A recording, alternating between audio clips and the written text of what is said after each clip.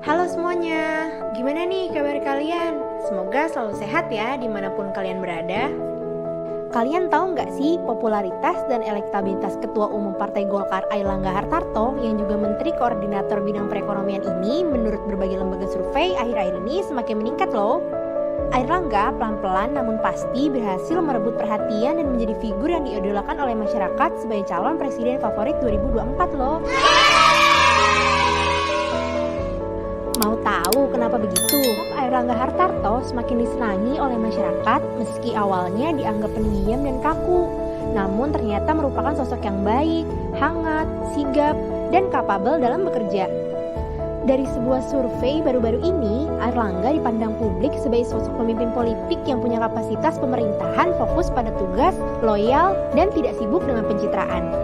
Sebagai Ketua Penanganan COVID-19 dan Pemulihan Ekonomi Nasional, kinerja Airlangga juga cemerlang dan mampu menorehkan prestasi. Ia bukan hanya berhasil menjalankan perintah Presiden dengan baik, tapi juga gigih mengawal program bantuan sosial, serta melakukan koordinasi secara optimal dengan berbagai pihak dalam penanganan pandemi. Lebih jelasnya, terdapat 5 alasan berikut kenapa Pak Airlangga dianggap pantas menjadi Presiden Republik Indonesia pasca Pak Jokowi tahun 2024 nanti nih guys. Yang pertama, Airlangga sebagai pemimpin politik, yakni Ketua Umum Partai Golkar, berhasil membangun komunikasi politik yang baik, sehat, dan juga efektif. Tak hanya kepada seluruh pimpinan dan kader Partai Golkar pusat dan daerah saja loh, namun juga kepada pimpinan partai-partai politik lainnya. Hal ini membuat kepemimpinan Airlangga menjadi kondusif dan produktif. Secara internal, Partai Golkar menjadi lebih solid dan terkonsolidasi. Sementara secara eksternal berhasil mendapatkan kepercayaan Presiden Jokowi untuk berkiprah dalam kabinet dan memimpin kementerian. Partai Golkar secara aktif dan rutin melakukan komunikasi dengan partai-partai politik lainnya maupun dengan berbagai organisasi masyarakat loh. Seperti contohnya, beberapa waktu lalu Airlangga berkunjung ke kantor Partai Nasdem bertemu dengan Ketua Umum Surya Paloh. Sementara saat Lebaran bertemu dengan Ketua Umum Partai Demokrat Agus Yudhoyono. Dan kemudian bersama PAN dan juga P3, Airlangga membentuk koalisi Indonesia Bersatu. Nah, poin yang kedua, Airlangga Hartarto dinilai berhasil menjalankan amanat dan tugasnya sebagai menteri baik di masa jabatan pertama Presiden Jokowi, yaitu sebagai Menteri Perindustrian, maupun berlanjut sampai saat ini sebagai Menko Perekonomian. Sebagai pembantu Presiden, Airlangga terbukti mempunyai loyalitas kepada Presiden Jokowi dan memiliki kinerja yang baik. Airlangga berhasil menjaga kondisi ekonomi di tengah gempuran pandemi COVID-19 dan guncangan ekonomi global yang turun naik. Selain itu, Airlangga berhasil memacu pertumbuhan ekonomi Indonesia meski sempat turun akibat dampak pandemi. Namun, dengan berbagai paket kebijakan pemulihan ekonomi, maka perekonomian masyarakat dan ekonomi nasional secara umum berangsur pulih. Sebagai Ketua Penanganan COVID-19 dan Pemulihan Ekonomi Nasional, Airlangga membuat banyak gebrakan kebijakan. Khususnya dalam konteks pengalokasian anggaran, Airlangga mendorong bantuan sosial lebih besar kepada masyarakat kecil, subsidi, bantuan untuk tenaga kesehatan, insentif usaha, dan UMKM. Bahkan Airlangga Hartarto oleh Gubernur Sumatera Selatan dinyatakan sebagai Bapak UMKM Indonesia loh, karena beliau merealisasikan kebijakan signifikan terkait bantuan untuk UMKM mikro.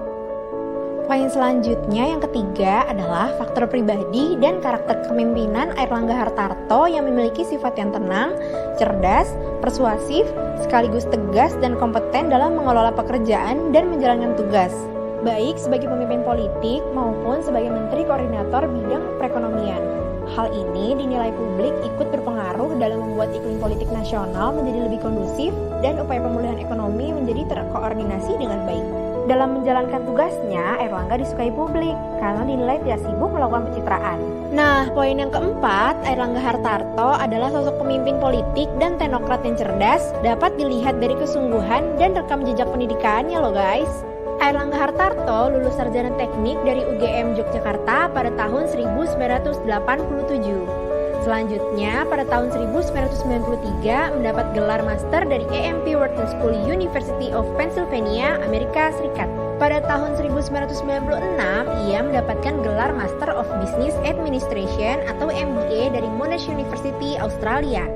Di tahun 1997, Airlangga kembali mendapat gelar Master of Management Technology atau MMT dari University of Melbourne, Australia. Tidak hanya itu, Airlangga juga mendapat gelar doktoral untuk Development Policy dari Korea Development Institute School of Public Policy and Management Korea Selatan. Airlangga juga menerima doktor honoris causa dari Universitas Negeri Semarang untuk bidang manajemen olahraga terkait kepemimpinannya di cabang olahraga wushu tingkat nasional. Poin yang terakhir, yaitu yang kelima, Airlangga Hartarto adalah pemimpin yang secara konsisten memperjuangkan kebijakan dan penguatan transformasi ekonomi era digital, khususnya untuk anak muda dan UMKM sejak menjabat sebagai Menteri Perindustrian sampai saat ini sebagai Menko Perekonomian. Berbagai programnya saat ini antara lain mulai dari kredit usaha rakyat, program kartu prakerja, dan mendorong pertumbuhan ekonomi kreatif termasuk kawasan ekonomi khusus Nongsa Digital Park di Batam, Kepulauan Riau.